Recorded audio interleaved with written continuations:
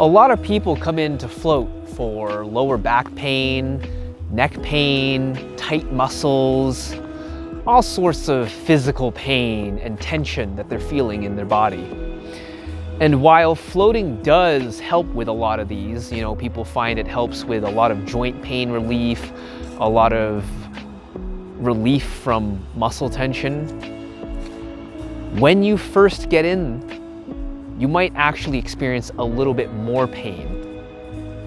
And I'm not saying this to scare you off from floating.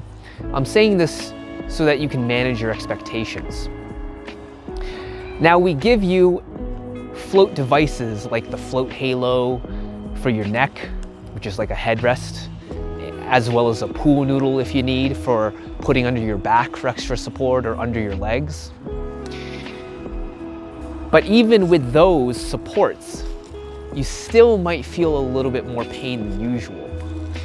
And that's because not that the float is causing you that pain, but that it's pain you were carrying throughout the day that you don't even notice that's there until all the noise around you quiets down.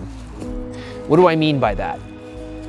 Imagine you're in a loud bar with a lot of music playing.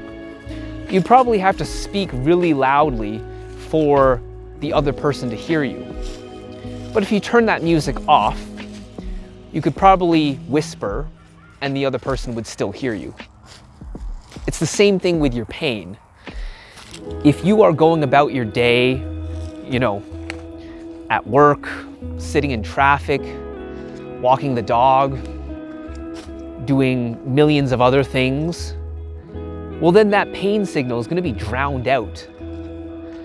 But when you first get in the tank, all that pain and tension you've been carrying throughout the day suddenly becomes a lot louder when there's nothing else going on. However, once you settle down, once your nervous system starts to relax, that's when you start to feel that pain relief, that tension relief.